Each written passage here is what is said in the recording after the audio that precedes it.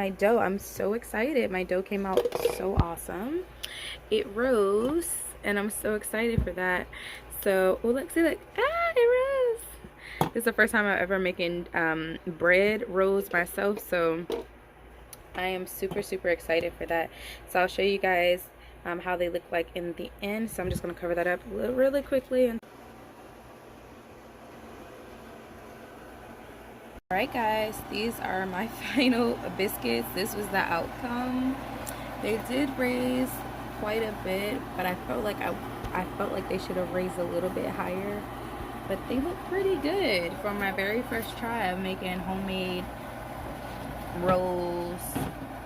I said biscuits, homemade rolls. These are my very first homemade rolls from scratch, and I think I did pretty good. What do you guys think? Okay, so I just washed these off. I have strawberries, blueberry, and orange. I'm gonna put these on top of a tres leches cake. It is currently still cooking in the oven. It should be done a little bit, and then I'll show you guys what it looks like after.